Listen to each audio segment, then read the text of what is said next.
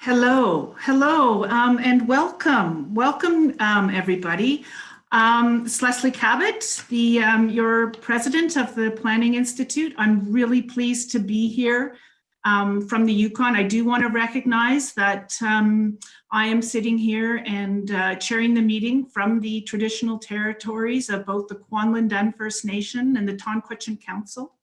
I also want to recognize that as we connect virtually from across BC, Yukon, and those who are beyond, we wish to take this opportunity on behalf of the Institute and all of us participating to acknowledge that the Planning Institute of British Columbia recognizes and acknowledges and appreciates that we are able to live, work, and learn on the traditional territories of the First Nations and Indigenous people of the Yukon and British Columbia.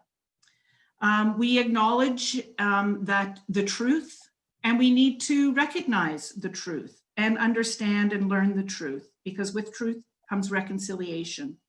We recognize and respect the history, languages, and cultures of our First Nations, the Métis, the Inuit, and all Indigenous people of Canada. So welcome to this meeting. So I'm going to call the meeting to order, at 3:33. I say 4:33 because the Yukon, we didn't fall behind.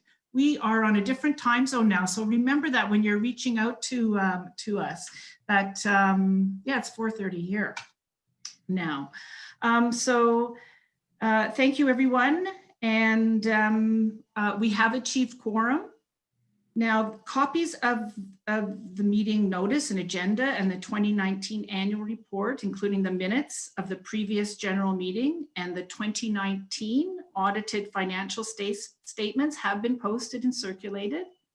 And the annual report is also available on our website. The annual report, which has the Whistler Inukshuk, because we were supposed to be having this meeting probably really early after a really good time at the conference. So that is on our website.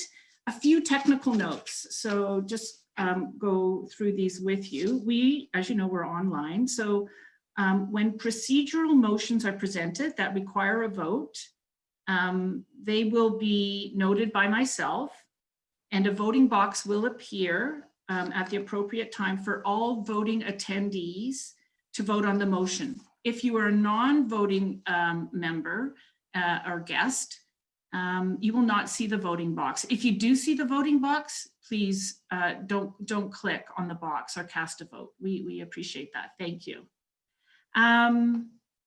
If you have any questions during the meeting, you can type them in the questions in the chat box, and we will monitor and share them. Dave is actually monitoring those. One thing about that, there is a 30-second delay.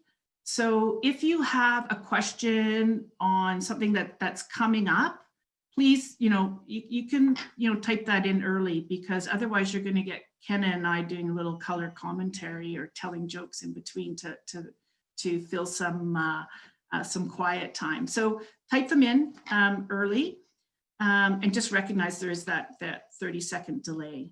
So Dave will monitor those and he'll share those with us. And then if by chance we miss any questions from anyone, we will be sure to follow up with you offline afterwards as well. So apologize about that.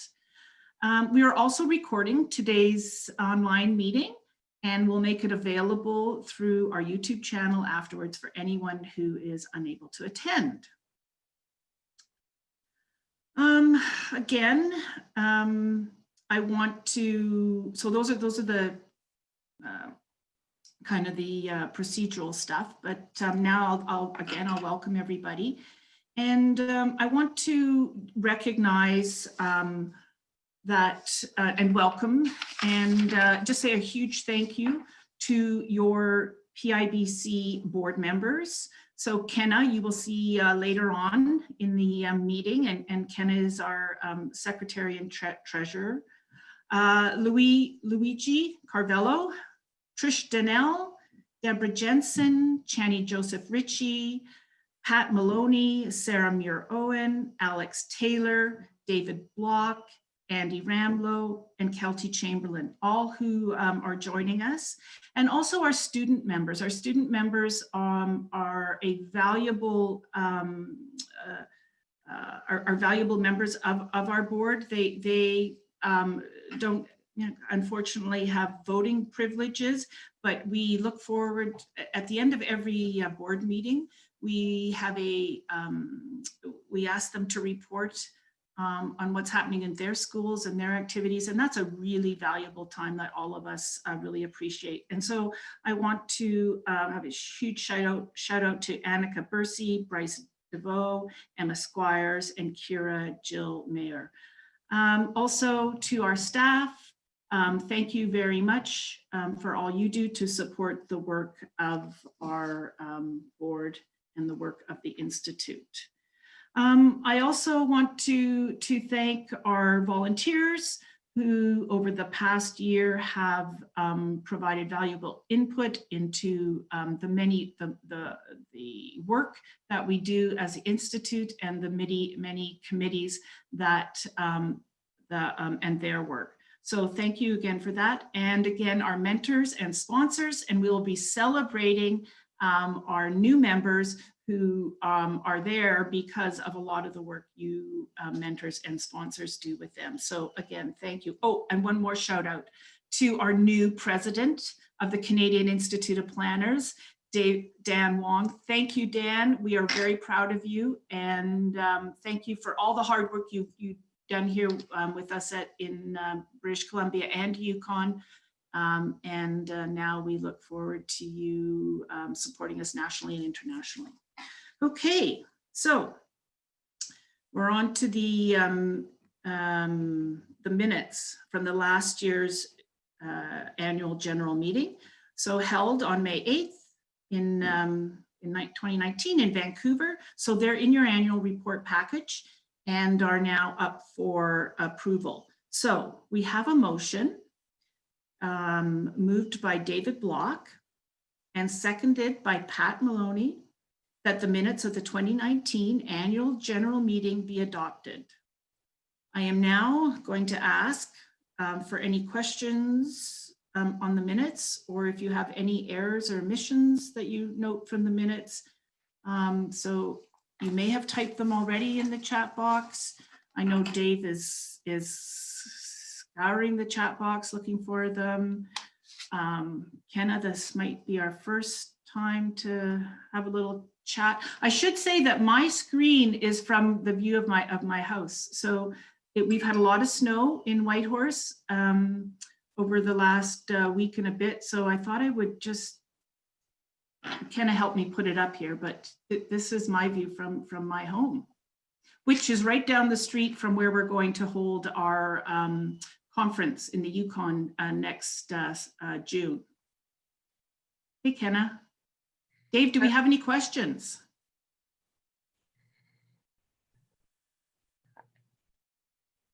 Kenna, I can't hear you. Oh, sorry. Can you hear me now? Yes. I was, as with every Zoom, I was on mute. Yeah. Leslie, we have no questions on the minutes at this time. Okay. Okay. Well, be thinking about getting off mute sooner there, Kenna, for the next one. I'm sorry. I'm sorry, Leslie.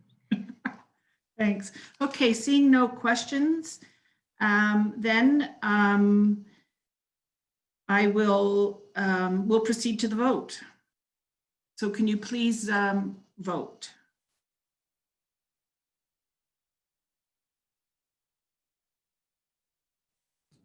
And Leslie, while we're waiting, it'll just let everyone know it'll take a couple of minutes to go through the voting process, because of the broadcast delay and giving everyone enough time to see the voting box and cast their vote.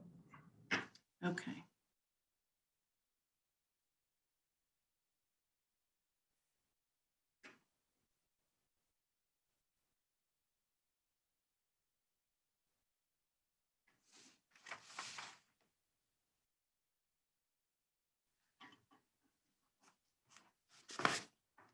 Okay, so has the motion passed? Because I can't see that.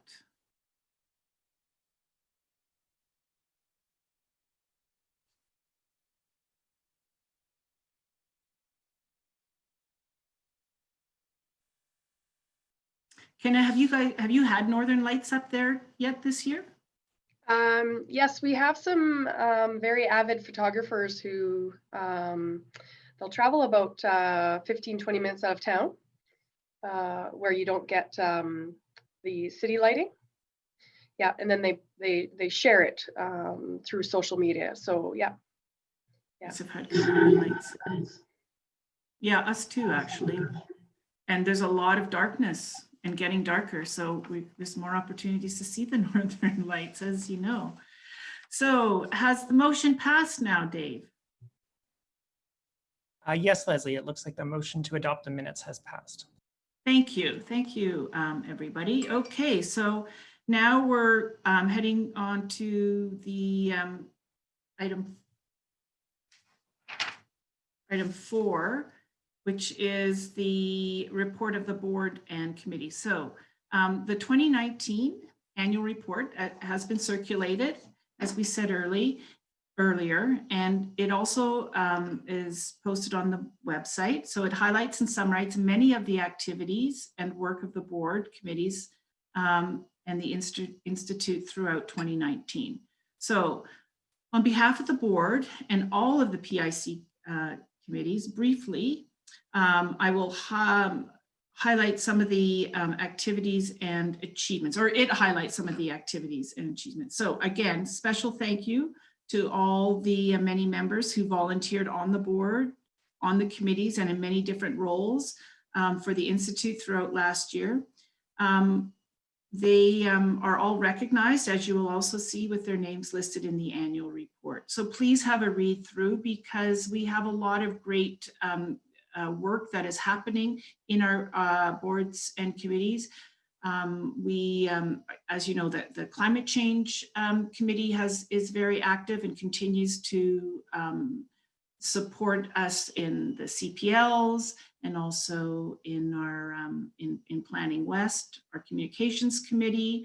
Our Governance and Nominating Committee is taking on equity, inclusion, and diversity and accessibility this year. And next year will be an election in Whitehorse. So please, those of you who are interested in sitting on the board, please let Dave know, let myself know, let us know. And also there's an Indigenous Planning Group committee this year that's doing really great work, and there'll be more for us to report again in Whitehorse. And Kenna leads the engagement committee, the member engagement committee, that has also been very active in particular, and they've done some great work in this time of COVID. Maybe we could talk a little bit about that in our next break. So is there any questions in regards to the report and any of the work of the committees? So anything in the annual report?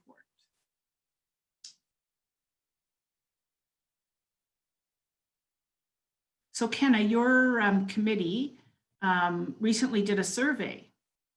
And can you share some of those results with us? High level? Yes. So in partnership with PIBC administration, the Membership Engagement Committee wanted to reach out to the members and see how we could better support through well-being. So perhaps is that professional well-being? Is that personal? And so we've actually utilized some of that information to create an action plan. And hopefully the Membership Engagement Committee over the next couple of years will move that action plan forward to try to deliver some health and well-being webinars, information with the membership. And so that was great work done by a lot of volunteers. Great, thank you. Any questions, Dave? No questions on the annual report at this time, Leslie. One thing I'll just note is we'll need to give a little bit more time when we do the voting, just because so people have time to respond to the voting box.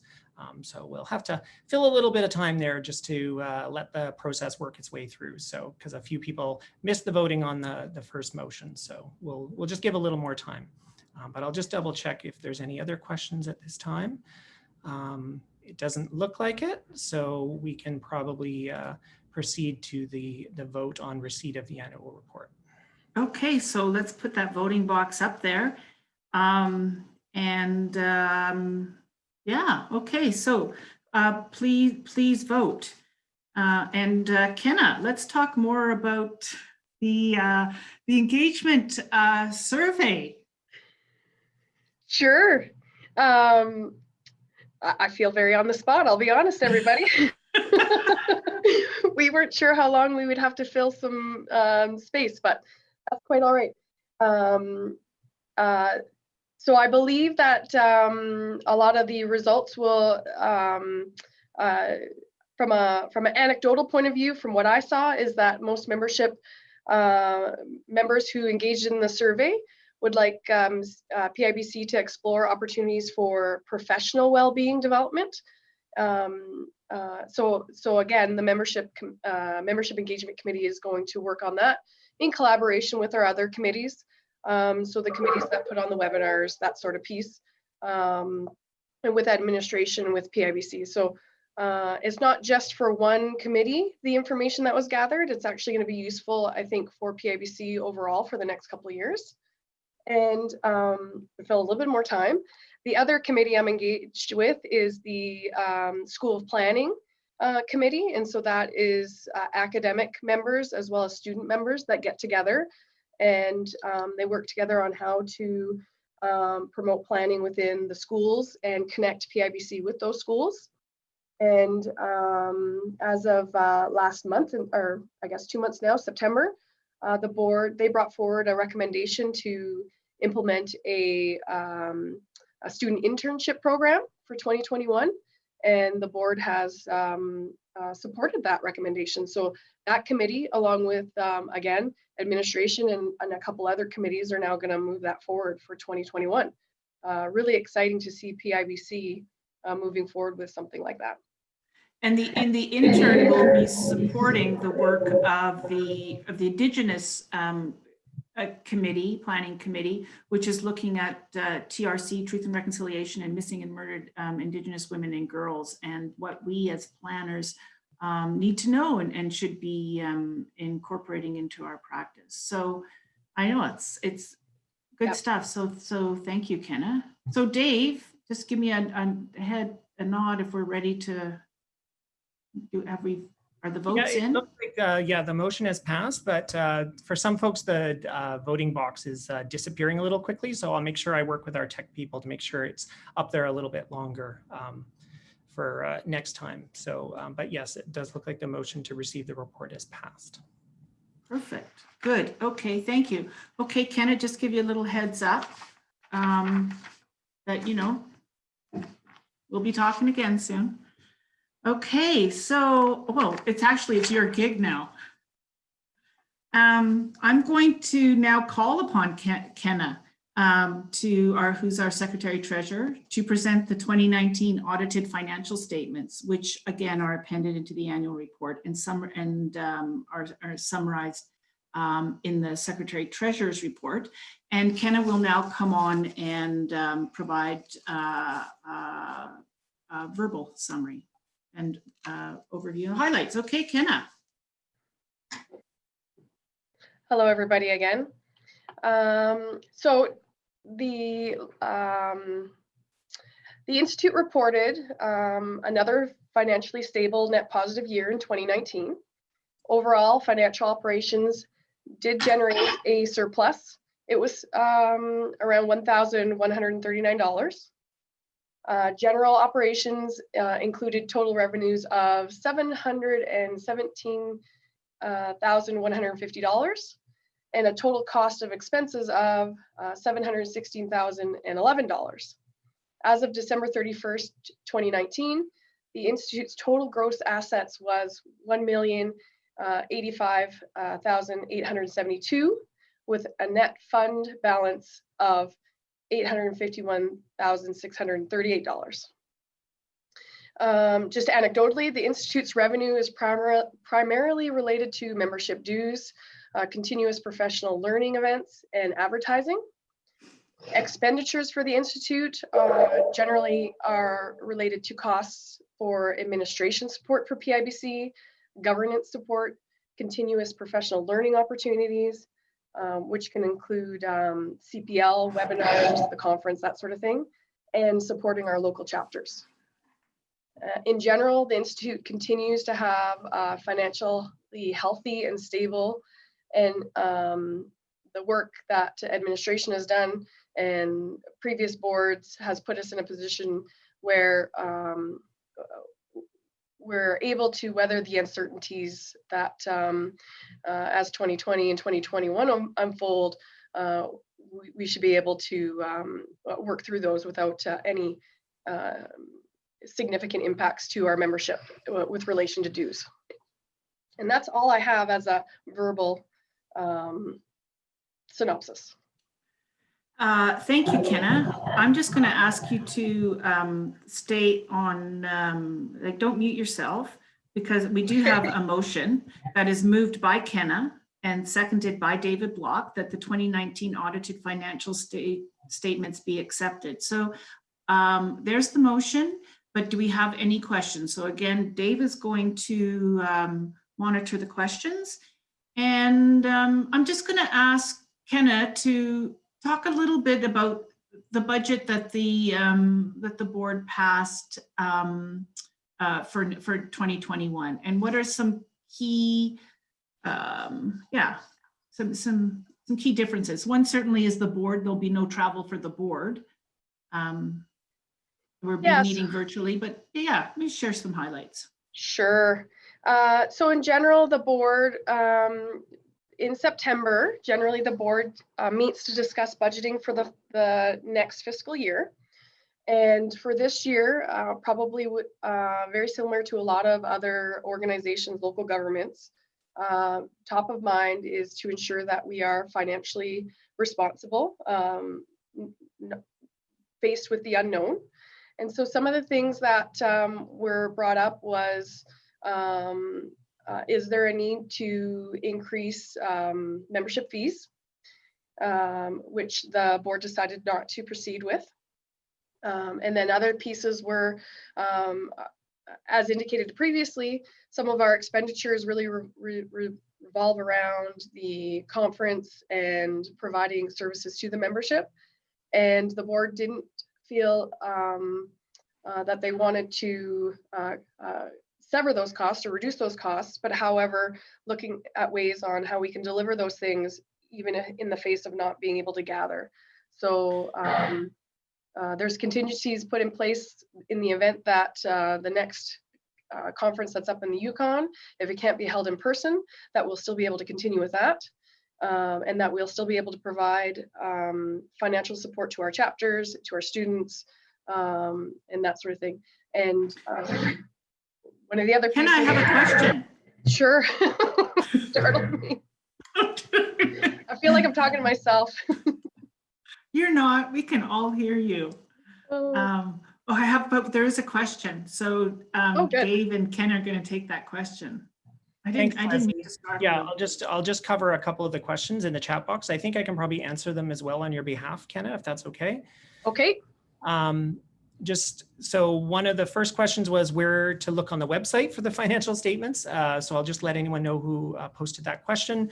The report can be found in the About section of our website on the official documents page near the bottom. Just look for the link to the 2019 annual report. There was a question about bank charges being higher in 2019 than they were in 2018, which is true. And part of the reason for that was we did the BC Land Summit in 2019. So we processed more credit card payments on behalf of the Land Summit, although we recovered those costs from the revenues from the summit. So it does balance out. And when you see fluctuations in bank charges, it's almost always due to the amount of credit card processing we do. So we're finding more people are using credit cards to pay for things. And so there are some merchant fees that are proportionate to how much volume of payments we put through on credit cards, and that affects the amount that our expenses show for bank charges and interest. So it's not interest, it's almost always bank charges related to mostly credit card processing. To answer that question, just scrolling through a couple of others. There was one other, someone asked about our net assets.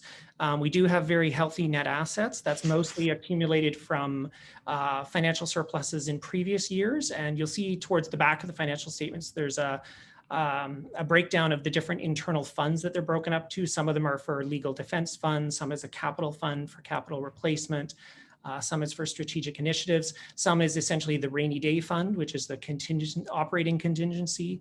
And those reserves are held in a variety of investments, ranging from cash to short and long-term term deposits and GICs, but secure, investments. So nothing risky or anything like that. And it ranges from short to long-term, but nothing longer than 2 years because we need access to those funds potentially.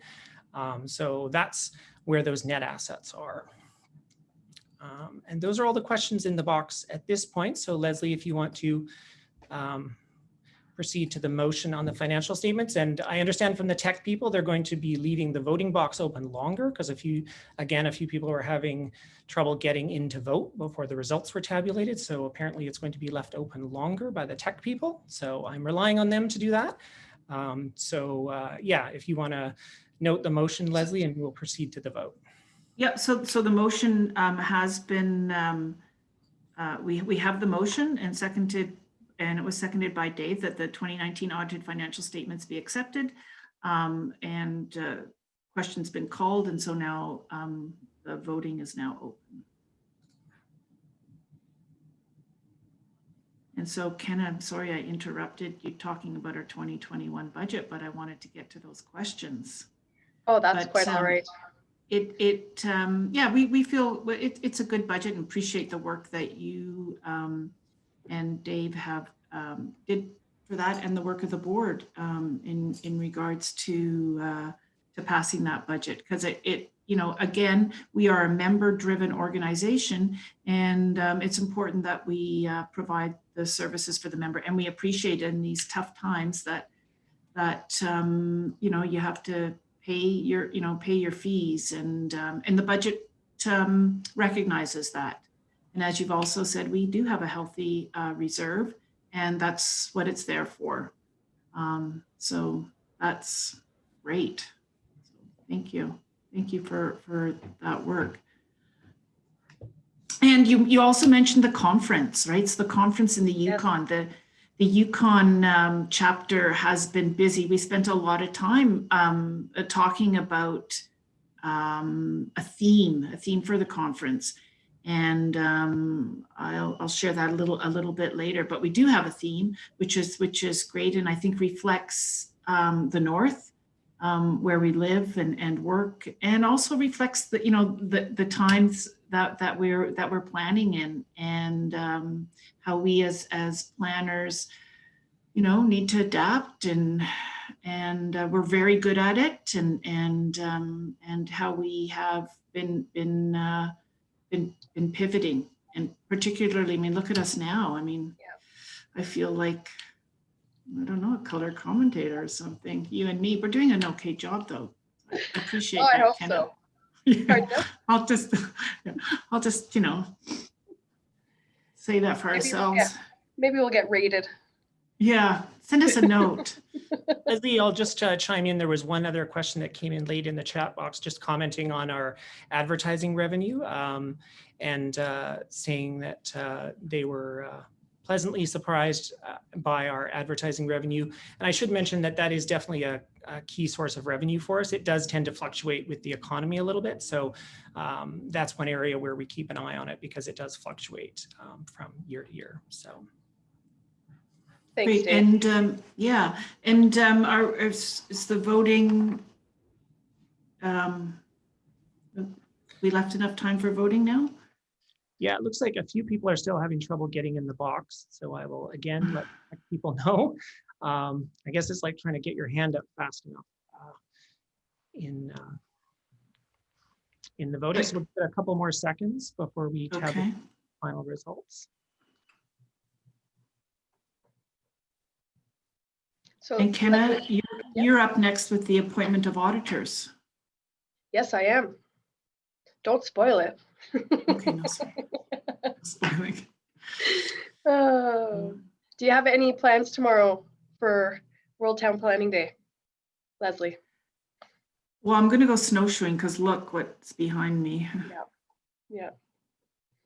I'm going to go snowshoeing and pull out the skis, the cross-country skis, but I might do that on Sunday. How about you? Well, we don't have any snow currently in Prince George, so I think I'm gonna do the same thing, but just won't need anything strapped to my feet. Nice.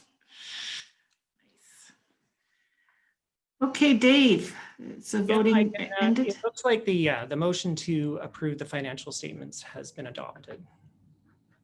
Great, thank you. Okay, we're now on to, as I said, Kenna, the appointment of auditors. So this is you. Sure. Thanks, Leslie. For 2019, we concluded our first year with our new auditors, Tompkins Wozni, who were first appointed last year. We have found them to be effective and capable while offering the Institute good value for money, and we look forward to the opportunity to continue to work with them. It is recommended that they be reappointed as the Institute's auditors for 2020. Thank you, Kenna. I am now going to, is there any questions about the auditors and the reappointment? Not at this time, Leslie. It looks like we can proceed to activating the voting box, and if the tech people can just make sure it's up as long as possible to make sure everybody gets a chance to vote.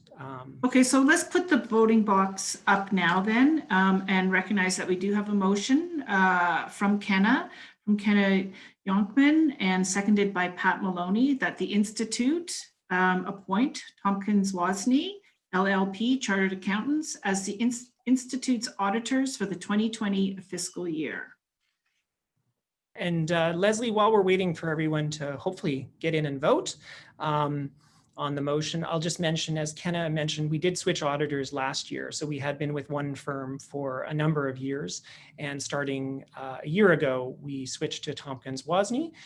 We did an RFP process and came up with them as our new auditors, and it's worked out well.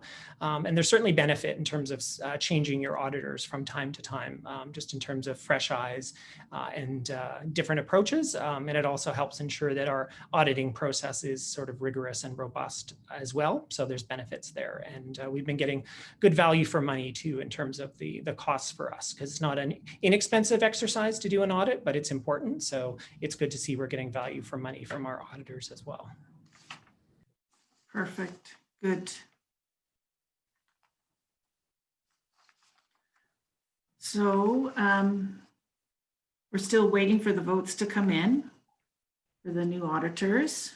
Yep, we'll give it another half a minute or so in case anybody's still straggling in. And apologies in advance if for anyone the voting box isn't working for you. We're working our best to make sure it works for everyone. And I know it can be a little bit challenging. We're new at this too. So we'll give it another 20 or 30 seconds and then we'll tabulate the results. Great. Thank you. Ken, is there any highlights of today's? So the board met this afternoon. I was late because the time change, I don't know, confused me. But our president-elect David Block took over. But Ken, I'd like any highlights of that meeting that you think would be great to share? Well, I think for me, for every board meeting we have, it's when we get to acknowledging newly certified members. And so because we don't meet we meet regularly, but there's usually a span of a couple months in between. So I always like to go through that list. And anecdotally, today was the first day of on that list I didn't know anybody. So I don't know if that's a good thing or a bad thing. But that's one of my highlights, is to see our membership grow and more people coming on. You know what, and that's a perfect segue into World Town Planning Day and the celebration that we're going to have shortly. All those new planners. I'm really going to miss that. Last year, you know, I had my little sparkling dress on and I thought I'd get 2 wears out of it. I don't know now. but meeting them and was really a highlight. I know you and I get to sign the certificates, which again is another highlight, because I really appreciate my certificate that is signed by Joan Chess. Yeah. Okay. Have we appointed these auditors, Dave? Just one sec. I had one question about the auditors that came in the chat that I wanted to answer. Someone asked how much we were saving in terms of costs with our new auditors. And I don't have the exact figure in front of me, but I can say, I think it's about roughly $2,000 a year less expensive with the new firm. So just to respond to that question that came in, and I will go check the votes and see. Perfect.